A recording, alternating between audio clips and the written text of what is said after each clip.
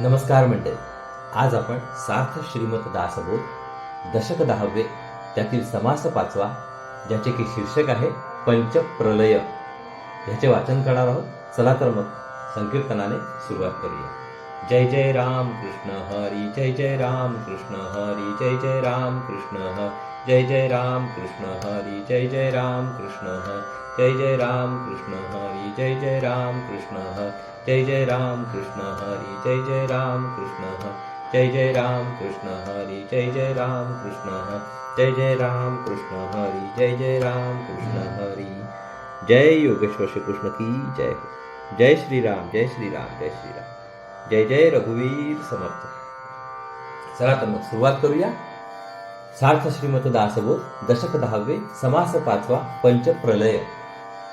पुराणांमध्ये अशी एक सुंदर कल्पना आहे की विष्णूच्या नाभी कमलातून 4 तोंडांचा ब्रह्मदेव उत्पन्न होतो. विष्णू म्हणजे मूळ मायेमधील जाणीवेचे शुद्ध स्वरूप होय. तिच्या पोटातूनच जाणीव नेणीव मिश्रित ब्रह्मदेव बाहेर पडतो. आईच्या पोटात असलेल्या बालकाला त्याच्या नाळेतून जीवनरस मिळतो. त्याचप्रमाणे ब्रह्मदेवाला सृष्टी निर्माण करण्यास लागणारे सारे ज्ञान विष्णूपासून मिळते. या संकेताचा दुसरा अर्थ असा की माणसाच्या बेंबीपाशी सूर्यचक्र आहे. हे चक्र जागृत झाले की माणूस अत्यंत सर्जनशील बनतो. ज्ञानाच्या, कलेच्या, विज्ञानाच्या किंवा जीवनाच्या ज्या क्षेत्रामध्ये तो वावरतो त्या क्षेत्रात त्याच्या हातून नवी निर्मिती घडते. मोठे ज्ञानी, कवी, गायक, वक्ते, शास्त्रज्ञ किंवा वीर यांच्या ठिकाणी सूर्यचक्र जागृत असतेच असते. असो, ब्रह्मदेवाच्या अवस्थेमध्ये संकल्प आणि त्याची सिद्धी यामध्ये कालांतर नसते. त्याचा संकल्प सत्यसंकल्प असल्याने तो उत्पन्न झाल्याबरोबर फळ देतो. म्हणून ब्रह्मदेवाने संकल्प केल्याबरोबर विश्व निर्माण झाले. ब्रह्मदेवास वेद, उपनिषदे व ब्राह्मण ग्रंथामध्ये प्रजापती, हिरण्यगर्भ, सूत्रात्मा अशी नावे आहेत. गीतेमधील अधिदैव तो हाच होय. विश्व निर्माण झाल्यावर त्याचा व्यवहार कालगतीला अनुसरून चालतो. कालगती चक्राकार असल्याने विश्व निर्माण झाल्यानंतर कालांतराने त्याचा संहार पण होतो. विश्वसंहाराची कल्पना प्रथम तैत्तिरीय उपनिषदात स्पष्टपणे आढळते.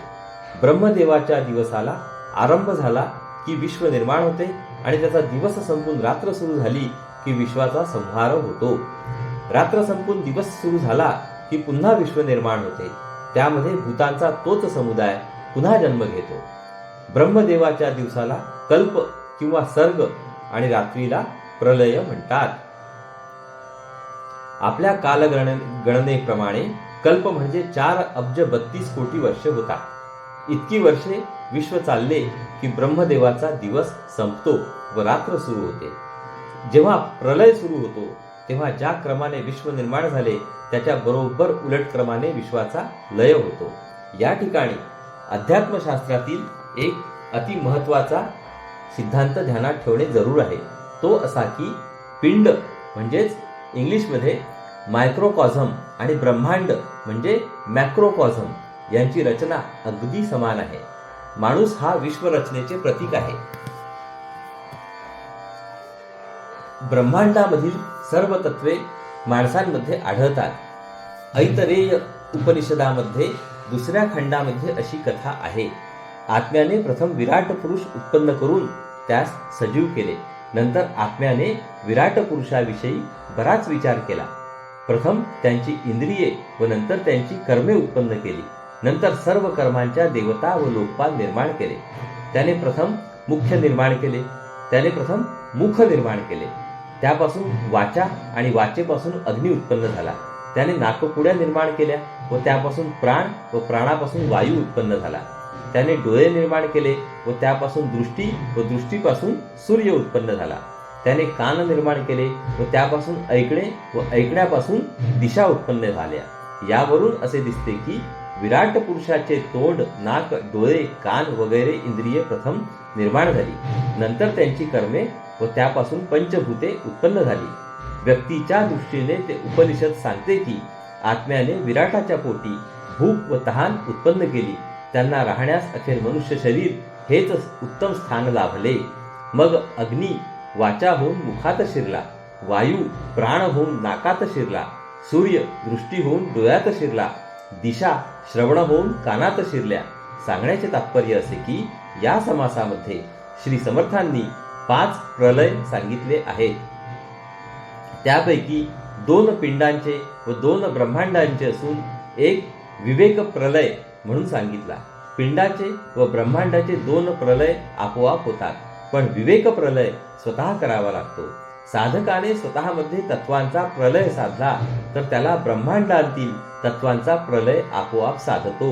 उदाहरणार्थ, साधकाने वाणीचा लय साधला म्हणजेच वैखरीचा मध्यमेत, मध्यमेचा पश्चंती वाणीमध्ये आणि पश्चंतीचा परेमध्ये लय झाला तर विश्वातील सर्व ज्ञान त्याला हस्तगत होईल.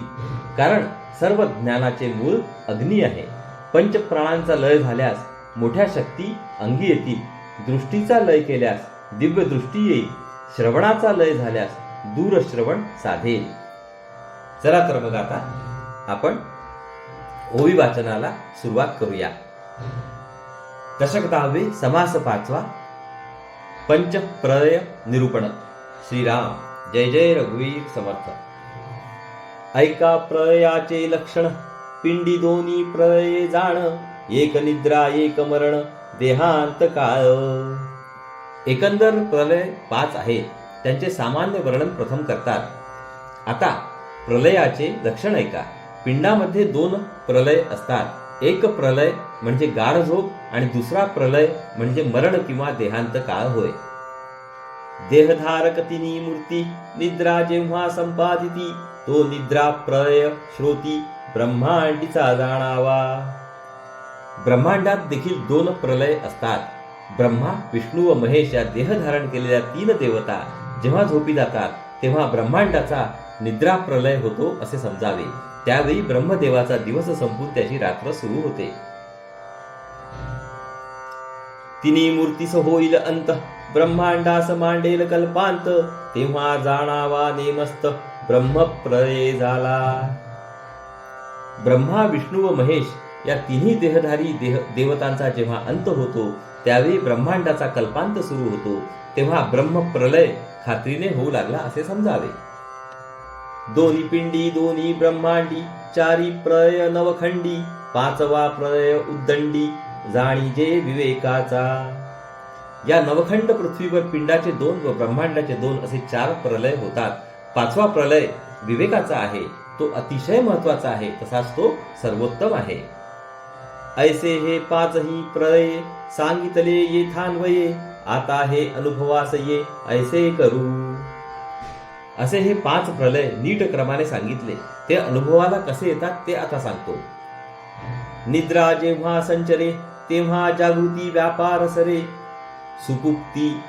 सुषुप्ती अथवा स्वप्न भरे, अकस्मात अंगी. प्रथम निद्रा प्रलय ऐकावा. माणसाला एकदा का झोप आली म्हणजे त्याचे जागेपणचे सगळे व्यापार व व्यवहार विराम पावतात. मग त्याला गाढ झोप तरी लागते किंवा झोप लागून त्याला स्वप्ने पडतात. या नाव निद्रा प्रलये, जागृतीचा होय क्षय, आता ऐका देहांत समये, म्हणजे मृत्यू प्रलय. माणसाच्या अवस्थेला निद्रा प्रलय असे म्हणतात. निद्रा प्रलयामध्ये जागेपणाचा संपूर्ण क्षय झालेला असतो. आता देहाचा अंतकाळ म्हणजेच मृत्यू प्रलय ऐकावा. आता मृत्यू प्रलय ऐकावा. देही रोग बळावती, अथवा कठीण प्रसंग पडती, तेणे पंच प्राण जाती, व्यापार सांडुनी. शरीरामध्ये रोगाचा जोर होतो अथवा देहावर मोठा कठीण प्रसंग येतो. देहाला मार बसतो किंवा मोठा अपघात होतो. त्यामुळे देहामध्ये राहणारे व त्यास जिवंत ठेवणारे पंचप्राण आपापले कार्य टाकून देह सोडून जातात. तिकडे गेला मन पवनू, इकडे राहिली नुसती तनू, दुसरा प्रलये अनुमानू, असे चिना. प्राण निघून जात असतात त्याच्याबरोबर मनाची जाणीव सुद्धा चालती होते. मागे नुसते मृत शरीर तेवढे राहते. याला मृत्यू प्रलय म्हणतात. हा प्रलय इतका प्रत्यक्ष असतो की त्याबद्दल कल्पना करण्याचे कारणच नाही. यानंतर ब्रह्मांडाचा पहिला प्रलय सांगतात. हा प्रलय म्हणजे ब्रह्मदेवाची रात्र होय. तिसरा ब्रह्मा निजेला, तो हा मृत्यूलोक गोळा झाला, अवघा व्यापार खुंटला प्राणी मात्रेचा. ब्रह्मदेव झोपी गेला म्हणजे तिसरा प्रलय सुरू होतो. त्यावेळी मृत्यू लोकाचा गोळा होतो. पृथ्वीवरील सर्व प्राण्यांचे व्यापार बंद पडतात. तेव्हा प्राणियांचे सूक्ष्मांश वायू चक्री करिता वास, कित्येक काळ जाता ब्रह्मयास जागृती घडे. तेव्हा सगळ्या प्राण्यांचे सूक्ष्म देह ब्रह्मांडातील वायूमध्ये जाऊन राहतात. अशा रीतीने पुष्कळ काळ जातो. मग ब्रह्मदेवाची रात्र संपून दिवस उजाडतो. तो जागा होतो. पुन्हा मागुती सृष्टी रची, विसंचिले जीव मागुते संची, सीमा होता आयुष्याची ब्रह्मप्रलय मांडे. जागा झाल्यावर तो पुन्हा विश्वाची रचना करतो. इकडे तिकडे पसरलेल्या जीवांना ब्रह्मदेव पुनरपी एकत्र गोळा करतो. हा झाला ब्रह्मांडाचा निद्रा प्रलय. मग ब्रह्मदेवाच्या आयुष्याचा शेवट येतो. त्यावेळी ब्रह्मप्रलय आरंभतो. आता ब्रह्मप्रलयाचे सविस्तर वर्णन ऐकावे. शतवरुषे मेघ जाती, तेणे प्राणी मृत्यू पावती, असंभाव्य तर्के क्षिती मर्यादे वेगळी. 100 वर्षे ढगच येत नाही. त्यामुळे अवर्षण पडून जीव प्राणी मरून जातात. आपल्याला कल्पना करता येणार नाही इतक्या प्रमाणात पृथ्वीला तडे जातात. सूर्य तपे 12 कळी, तेणे पृथ्वीची होय होळी, अग्नी पावता पाताळी, शेष विष वमी. 12 प्रकारच्या किरणांनी सूर्य प्रकाशतो व उष्णता निर्माण करतो. त्यामुळे पृथ्वी जळू लागते.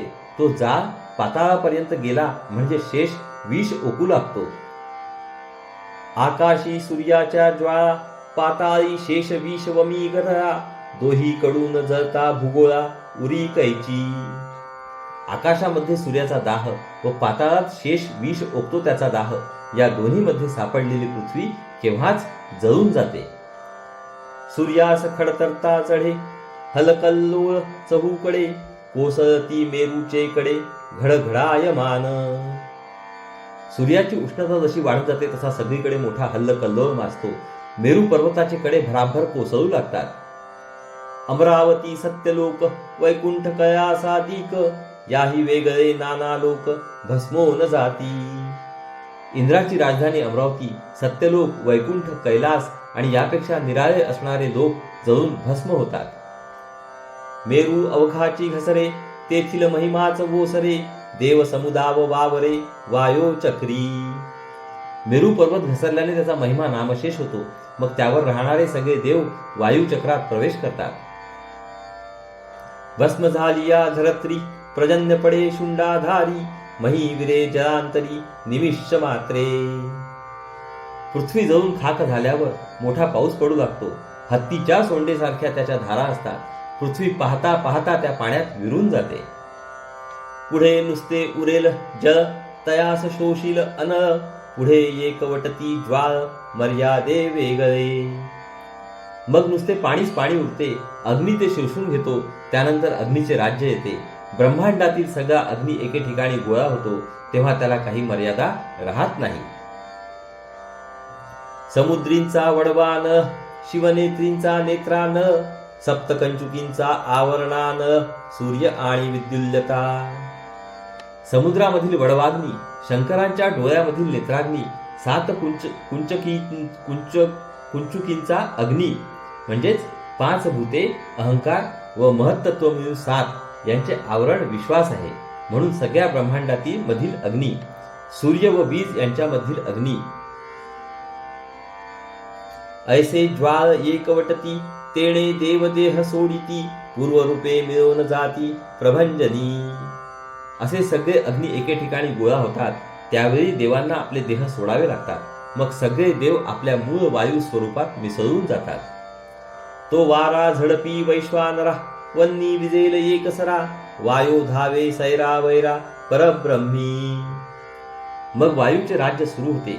तो वायू अतिशय जोराने वाहून अग्नीवर झडप घालतो. त्यामुळे अग्नी एकदम विझून जातो. मग परब्रह्मामध्ये वायू भरमसाठ व्हायला लागतो. धूम्र वितुळे आकाशी, तैसे होईल समीरासी, बहुतांमध्ये थोडियासी नाश बोलिला. पण ज्याप्रमाणे धूर आकाशामध्ये नाहीसा होतो, त्याचप्रमाणे परब्रह्मामध्ये वायू कोठच्या कोठे नाहीसा होतो. बरोबरच आहे, कारण पुष्कळामध्ये थोड्याचा नाश होऊन जातो.